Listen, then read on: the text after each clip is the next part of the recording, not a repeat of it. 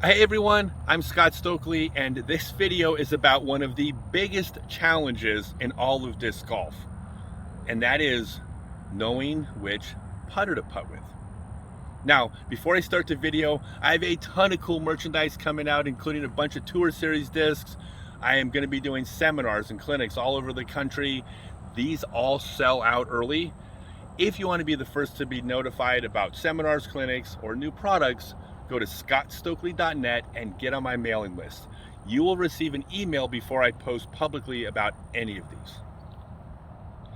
All right, choosing your putter. I'm going to start by talking about the basics that the new players need to know, but if you've been playing for a while, stick around. I'm going to go a little bit more high level at the end. But starting with the basics.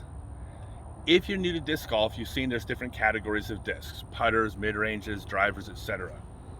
There are two characteristics that make a putter a putter. The first is they have a more predictable flight at slower speeds. You take a putter, you take a driver, you throw them flat from 30 feet. The putter is basically still going to be going straight when it gets to the target. The driver, unless you throw it way too hard, is going to begin tailing off. The driver means you have to predict something that you don't have to predict with the putter. And by the way, if you get the angle off a little bit, throw each of these with 5 degrees hyzer by mistake, the putter still kind of flies straight. The driver is just out of control. It's not even hitting metal. So there's a smaller variance in the flight with putters, making them more predictable. The second thing that makes a putter is that it's slow. It has either no bevel, like the Berg, or a slight bevel. But basically what this does for you is that when you miss, a putter does not sail as far past the target at the identical speed as any other category of disc. Remember, it's not about how many putts you make. How many putts you make is barely relevant. What matters is, what is your score?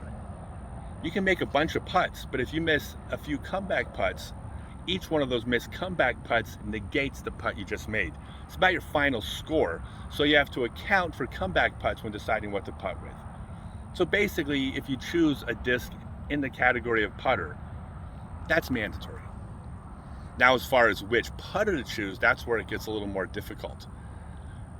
The single most important thing when choosing a putter is that you need a disc that is going to have a consistent release when it leaves your hand. Every time the disc leaves your hand, it needs to come out the exact same way, or as close as possible. Putting's hard. One reason it's hard is there's a bunch of different moving parts. You got your wrist, your elbow, your shoulder, your hips.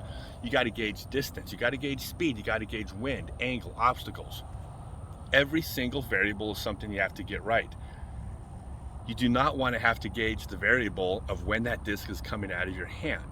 I mean, that's basically unpredictable. You're rolling the dice if you can't get a consistent release. So you have to choose a disc that'll give you a consistent release. And the best disc in the world for having a consistent release is, it's undetermined. We all have different shaped hands, different length fingers, different flexibility, different strength in different areas. We putt at different angles with different grips. There is no such thing as a best putter.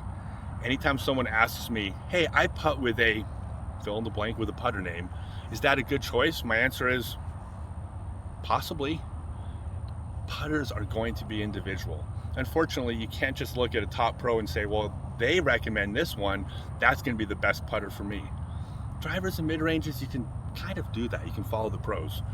Putter is going to be individual. You have to figure out which one will give you a consistent release.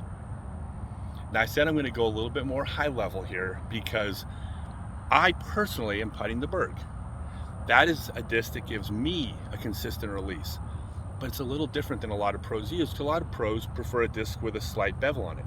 There's a lot of good choices out there. I mean, the Rico from Castoplast is obvious.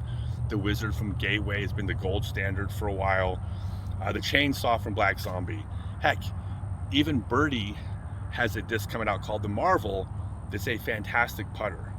They all have a slight bevel, and if I was just out on a field putting, because of the slight bevel and the ability to penetrate the wind, is slightly better than that with a non-beveled disc, I think I could probably make slightly more putts with all of those discs than the Berg. But I'm still putting the Berg next year. Here's why. Number one, that even though putters don't sail far past the basket, 3 putts are still a possibility. You're still vulnerable to it. We all are. The Bergs fly less past the basket than any of the beveled discs. I mean, the Berg literally flies past the basket on a miss and goes and drops. And by the way, I set up a microphone once. That is the exact sound this disc makes when you miss. It misses the target, easy tap in. So I've significantly reduced my chances of 3-putting. But now that I'm not worried about 3-putting, there's an advantage to that, and that is I'm going to get to be just that little bit more aggressive in tournament situations. I can putt more fearlessly with this disc than a disc that I might make slightly more, maybe. But because I'm being more aggressive, I've narrowed that gap, and I'm not missing comeback putts. So I personally will score better with the Berg putting than any other putter. Now, does that mean the Berg is the best choice for you? I would love to tell you it was. Seems how I'm selling Tour Series Bergs, but that's not true. You have to figure out the putter that gives you a consistent release and allows you to feel confident when you're using it. Please subscribe, click the like, hit that bell thingy that all the kid YouTubers say to do, and you'll be notified when more of these videos come out. Thanks, everyone.